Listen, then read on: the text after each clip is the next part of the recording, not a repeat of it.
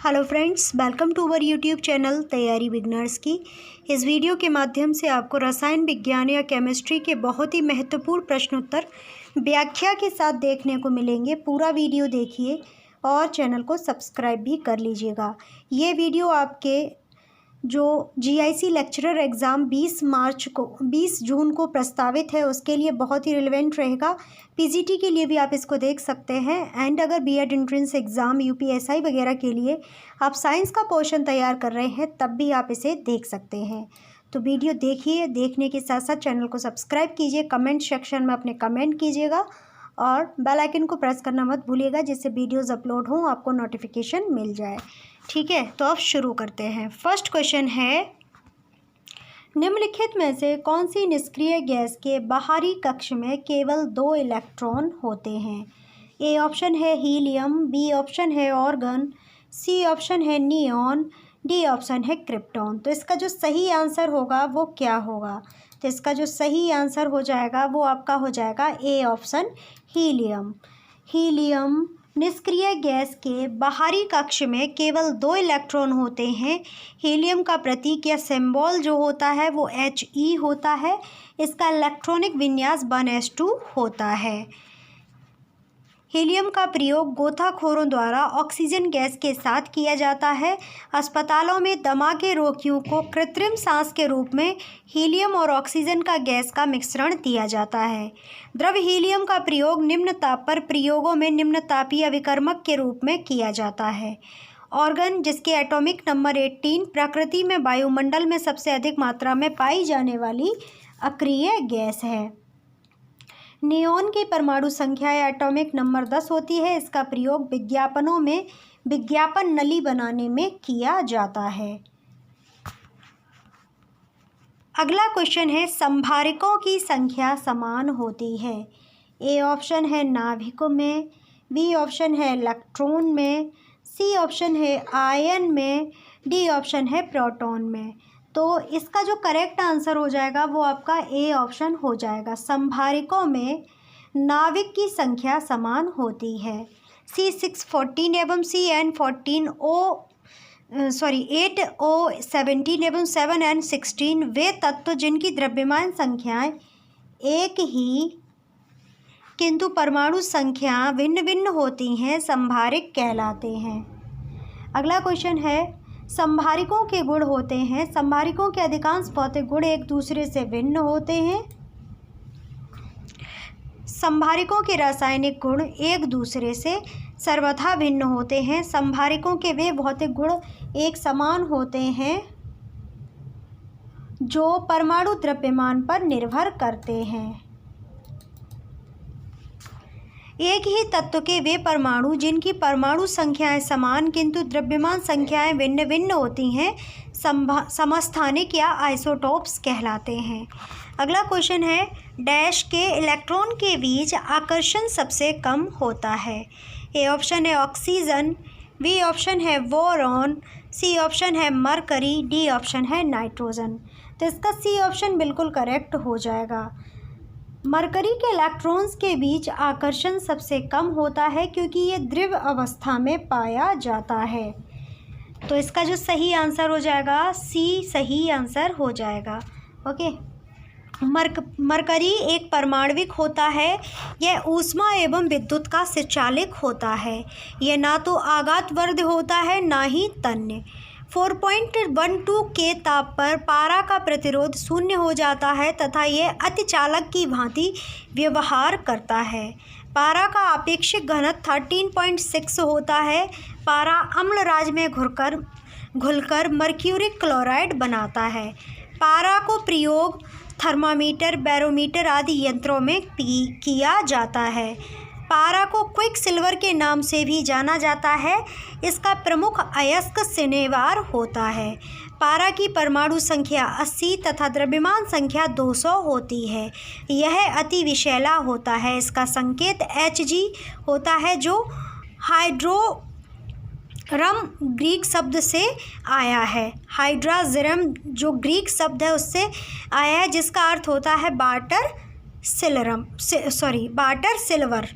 Okay, यह एक आर्द्रताग्राही द्रव होता है, मतलब कि जो पारा होता है वो एक आर्द्रताग्राही द्रव होता है। अगला क्वेश्चन है, डैश द्वारा निश्चित अनुपात का नियम उद्धृत किया गया है, मतलब कि लाया गया है। ए ऑप्शन है लेवाइसियर, बी ऑप्शन है डेमेक्रिट्स, सी ऑप्शन है प्राउस्ट, डी ऑप्शन है जॉन डाल्टन। तो इसका जो सही आंसर हो जाएगा वो आपका सी ऑप्शन हो जाएगा। प्राउस्ट द्वारा निश्चित अनुपात का नियम उद्धृत किया गया है। प्राउस्ट द्वारा निश्चित अनुपात का नियम उद्धृत किया गया है। प्राउस्ट द्वारा निश्चित अनुपात का नियम या स्थिर अनुपात का नियम दिया गया।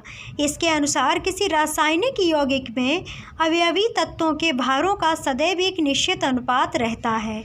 जॉन डाल्टन ने 1803 ईस्वी में परमाणु सिद्धांत का प्रतिपादन किया, जिसके अनुसार परमाणु अविभाज्य होता है। थॉमसन के सिद्धांत को रदरफोर्ड ने अस्वीकार कर दिया था। रदरफोर्ड ने नाभिकीय सिद्धांत दिया, प्लांक ने क्वांटम सिद्धांत दिया था। बोर का परमाणु मॉडल को बोर का परमाणु सिद्धांत कहा जाता है।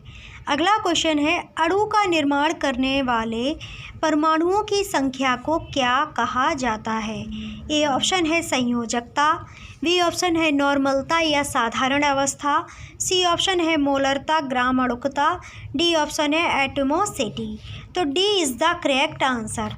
अणु का निर्माण करने वाले परमाणुओं की संख्या को एटमोसिटी कहा जाता है।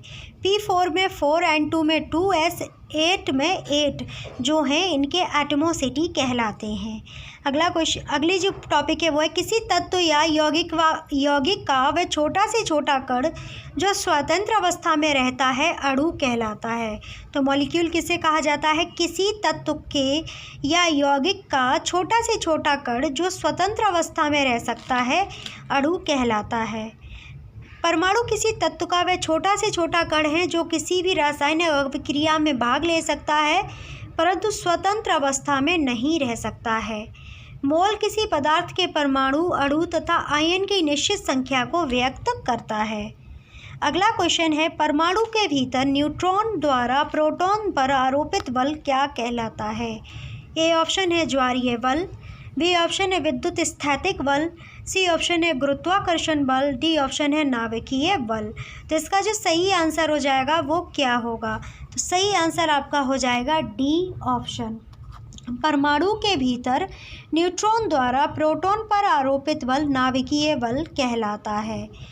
परमाणु के भीतर न्यूट्रॉन द्वारा प्रोटॉन पर आरोपित बल नाभिकीय बल कहलाता है। परमाणु के नाभिक में N में N-N में परिवर्तित होता रहता है। यह एक विशेष प्रकार का कण मीज़ोन का उत्सर्जन करता है जिसके कारण एक बल लगता है। इसी बल को नाभिकीय बल कहते हैं।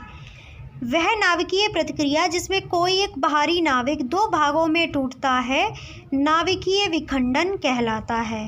विखंडन के दौरान उत्पन्न ऊर्जा को नाभिकीय ऊर्जा कहते हैं। जब यूरेनियम पर न्यूट्रॉनों की बमबारी की जाती है तो एक यूरेनियम नाभिक के विखंडन पर बहुत अधिक ऊर्जा और 3 नए न्यूट्रॉन उत्सर्जित होते हैं। ये उत्सर्जित न्यूट्रॉन यूरेनियम के नए नाभिकों को विखंडित करता है। अगला क्वेश्चन है, डैश एक प्रश्वेदी यौगिक है।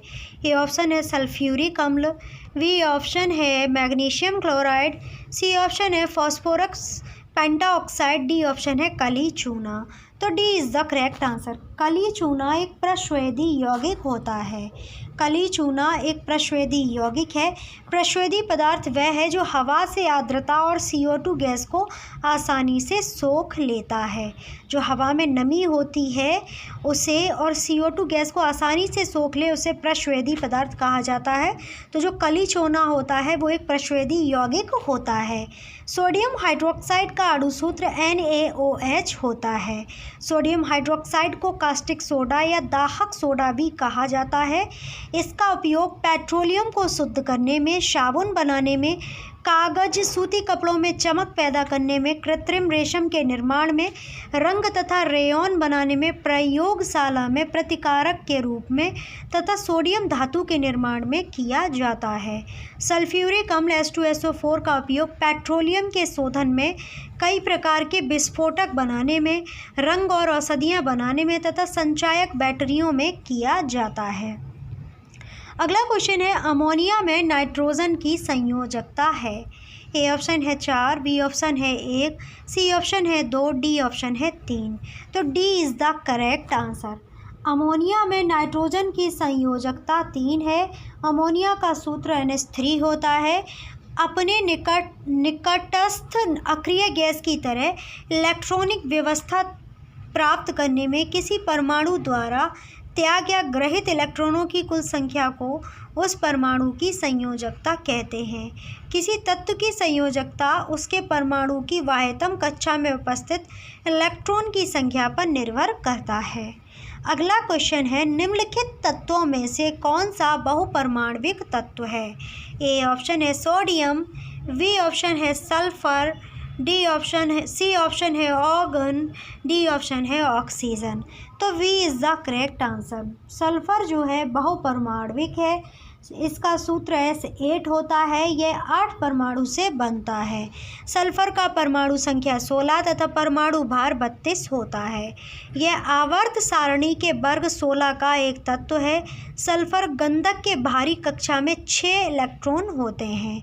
सल्फर की प्राप्ति फ्रॉश विधि तथा सिसली विधि द्वारा भी की जाती है।